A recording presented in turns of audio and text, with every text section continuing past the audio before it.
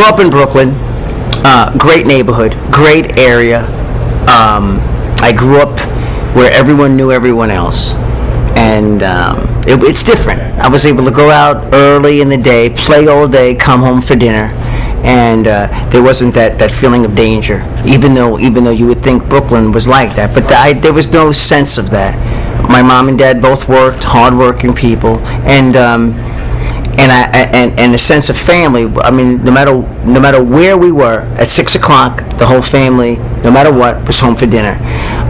So that was very valuable. Years later, now I realize how valuable that sense of family is. My father loved music, 50s music. He'd always have Les Paul and Mary Ford. I think I got turned on to music. How High the Moon, Bye Bye Blues, all those old Capitol records by Les Paul and Mary Ford. It was always amazing. And my father, was a big fan of Les Paul, and he would tell me, that's all multi-tracking. And he'd explain to me what multi-tracking was. I was a little kid not understanding, and I'd hear Mary Ford, and I'd be like, but she sounds like there's 4 of them. It sounds like there's 4 or 5 singers. And he would say, well, no, it's her tracking again and again and again. So I was fascinated by that. And the wall of sound, to today even, when you listen to an old record like that, it just sounds glorious. Yes, I got to meet Les Paul, and that was extremely humbling. Yeah, it is. And you talk about a legend, and so I got to meet him, and he was so cordial and so nice. And I'm sure everybody who plays guitar, they're one of the high points in their life is meeting Les Paul. And he always is so gracious about making it special for every person. I have not been, I'm learning, that gracious. In other words, depending on where I am in my mood or a different part in my life, someone might have come up to me and said, Cece, you inspire me to play guitar and things like that, and I might have been short with them, or might have not understood how important it was at that point, and I regret that now. And it's only when I see other people with grace. Yeah, that's an age thing too, though, maturity. And Les Paul, as I'm pouring myself, I put it like I just did, and he stopped and listened and said thank you, and made that moment as important as it could be for me. Instead of just going, yeah, kid, I hear it all the time. He didn't. And I learned from that. And I said, you gotta listen and listen and take it in and That's a big lesson. Oh, I'm learning. Now, I don't know what's going on with me, but I'll tell you, as I'm getting older and I'm learning grace, I'm learning grace from the Lord, teaching, I'm learning grace. I don't have an answer of why some of us go down that road of excess. Make no mistake, I went down that road of alcohol and things like that. And you don't know why. You don't know. I've often thought about why, but I kind of think now that maybe there was, as people were looking to you because you were popular or something, I was not feeling as special as people thought I should be feeling. Instead of enjoying the moment. And really, the moment is being lucky enough to play something that people can relate to. Yeah. Sometimes as human beings, we get caught up in, well, we need the nice house to feel good, and I need the nice car to feel good, and I need to make everyone around me feel worse so I can feel good. It's not enough that I feel good. Everyone around I have to be exalted in a cocky, cranky way. And so I think all of that. I think in my life I might have done things like that early on, especially earlier on. Sure. And as I get wiser, and as we've had another chance, we've had like the 2000s, and I've gotten another chance to enjoy this and realize the blessing that it truly is, and understand my role in it, and really just be grateful. And again, grace is so tough. I'm learning it. It's a privilege. It's not a right. Life, you have, to doing the right thing. You really have to work on doing the right thing. Living, it's not a right. It's a privilege. And so in that thing, yes, I'm learning. I'm learning quite a bit. As long as there's wisdom, because obviously, as you get older, you don't have the same amount of physical ability, let's say, but hopefully you learn lessons, so mentally you get some wisdom. Right. So I mean, obviously the best thing is to be youthful and wise. In my life, never happened. I was youthful and crazy, and then as a result of being crazy, some wisdom, sort of, from learning to make that mistake, you make some, and then you get a little bit of wisdom, and then you can, with the wisdom, you can sort of navigate what your limitations are that you're older. Me in my 40s now is not the same as me in my 20s, even though when I'm sitting here talking, I don't feel 40, but if I go run around and I go play ball, in about 10 or 15 minutes, my back is going to be telling me, hey, you're not a kid anymore. I don't think I force things like I used to. I think things come. I'm open to it, inspiration a little bit different now. When I was younger, I would like sort of try to plan things. Okay, I'm going to plan this month to write, and then I'm going to plan this year to record. And as I'm getting older, I'm like, if something hits, then you go with it, and I get nervous. I still get nervous sometimes, because I'll be like, okay, I'm not writing anything good. I'm writing, but it ain't really good, and I can go through months of not getting it, and then something will happen to me, God or some kind of thing, and I'll feel that connection, and the writing will be fine. So it's I've learned to adjust to what is going on, because I can't really force things. I can't, there's that old saying, if you want to make God laugh, then make a plan.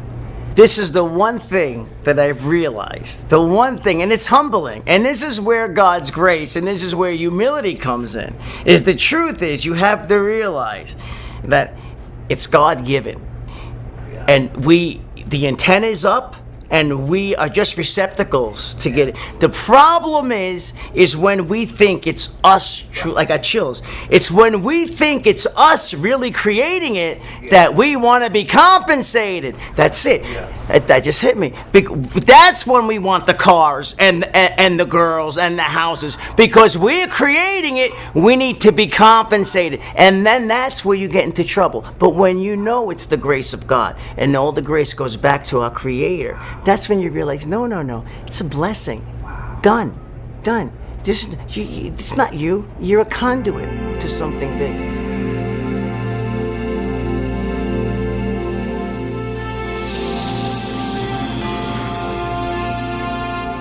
Everything that's worth doing is an effort.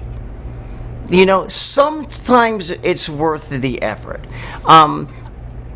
Sometimes if you want to, you do something yourself, and you go, well, gee, I'm my own parameter, let's say, but then you don't really have another opinion to say, well, maybe that's not right.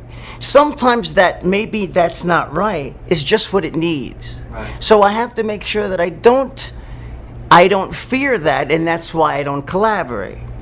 Sometimes I have to say, no, listen, collaboration is good. It keeps us honest. It keeps us, right. Okay, I like that, I don't like that. And then there's times when, if it's a very personal thing, that you want to get like a very personal idea down, then I can understand doing it. But I'm not against collaborating. Early on, I might have been more foppish. In other words, it's my own brain. As long as I get out of my own brain, I'm okay. Well, it's ego. Yes, it's the ego. It's the ego thing. It's got to be yours, and so that when it plays, I wrote that. I wrote it myself. Right. Thank you. And it's like, no, it came from God again. Right. And that's what brings us all back down. God even loves that, brothers working together. God loves that. God doesn't really want everyone separate, living their own life. This whole thing is really important.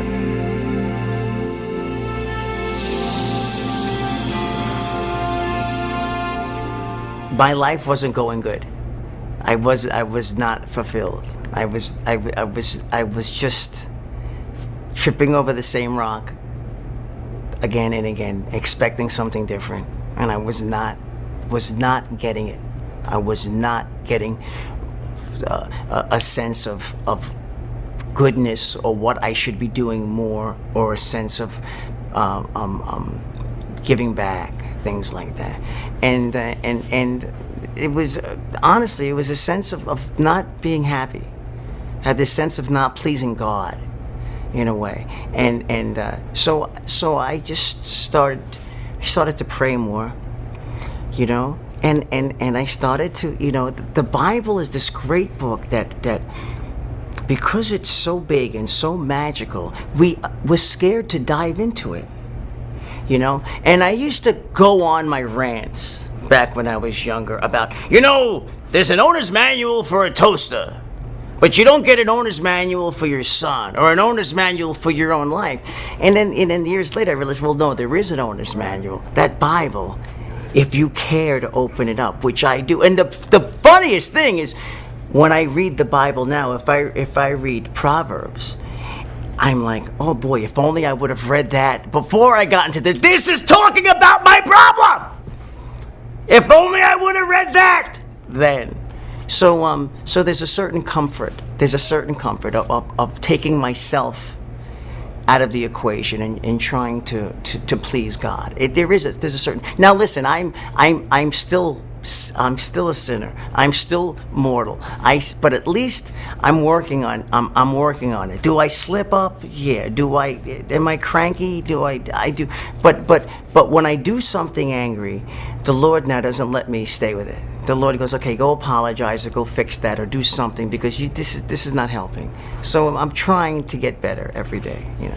The more I pray, the more things are revealed. It's not like things go away. I often say that, if I need patience, right, and I pray for patience, and then God doesn't give me gives me the patience, I don't get it. But what He will do, I'll pray for patience and then put something in my life that requires patience.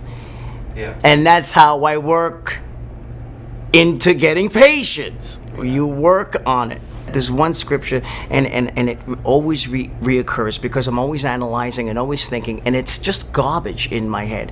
And the one thing that just says, be still and know that I am God. Be still. Cece, shut up. I know you. I know what you're going through. Let me do it. Put your faith in me. I see.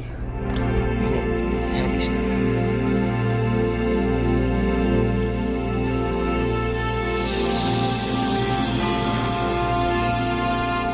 What's so beautiful about what has helped me is that I don't have to go on testimonies about if you disagree with an organized thing that went wrong, whether it's an organized man-made religion or something. I don't want to get in on talking about that, because then all that does is take someone that's searching and push them away. But I can say that I called on the Lord.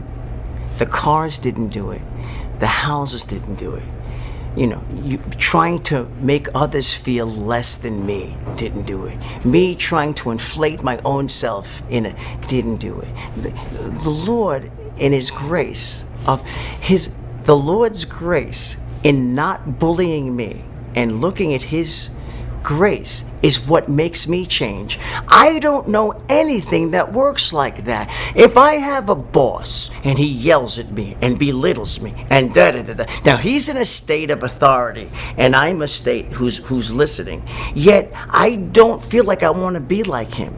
The Lord, through love, through love, through patience, through listen, I know you don't love yourself, I love you. I'm not leaving you. I'm still with you. Oh yeah, but I'm still with you. Through his grace, you want to get closer to that way. That's God. It's a miracle. Because when you're done yelling and belittling and saying, don't you understand? That's wrong. You're turning people off. And then you start to go, you know what? This isn't right. Try a little love. And then it changes. It's been happening for me. I'm talking to you. I can feel it. The other thing, if we can go on a little bit, is when I saw my son, when I had my son, I really understood unconditional love. Where before I didn't know if I understood it. And it helped me spiritually, because I was under the misconception that God was more tough. And like, I would be embarrassed to call a God. When I would see myself in my lifestyle, which was not pretty, whether I was drugs, alcohol, just not respecting myself. I knew enough that this wasn't God's way. So I wouldn't go to God to go, listen, help me, because I was embarrassed. I would think of God as more of a fire and brimstone God. But then when I had my son, and I saw my son, and I saw what it's like to be a father, and that unconditional love, it put another perspective on it. Like, let's say your son is in that trouble. Are you judging him, or are you doing everything you can to help him and hold him and kiss him and support him? And then I said, well, that's what God feels for me. He's not judging me. He's trying to help me. And then that helped. All of a sudden I was like, all right, God, great, help me. And just the desire to try to get better, everything will change. I think sometimes the devil wants you to think that until you're perfect, don't go talking to God. No, just desire to be close to God, and those things will work themselves out. At least but that concept of God, the Father, my Father, that love was really helped when I saw my son. When I saw my son, and I saw that this little boy can do nothing that would hurt me, or do nothing that would shame me or embarrass me. This is my son, just like I'm God's son, And then all of a sudden I was easier to go, okay, help me. I'm embarrassed. I'm ashamed. These things that I've done with my life, with your talent, I've made a mess. And then we opened the dialogue. And I also know that the grace of God is also that, anyone can get this love, can get this feeling, anyone can. But as we are earthly, sometimes people want to hear it from someone who is flawed. And I'm more than happy to take what has happened to me negatively and try to put a positive spin on it now. And try to say, going through these mistakes is bad, but if there's a lesson and I can talk about it, well, then that mistake now becomes good. I feel blessed. Today, I feel great.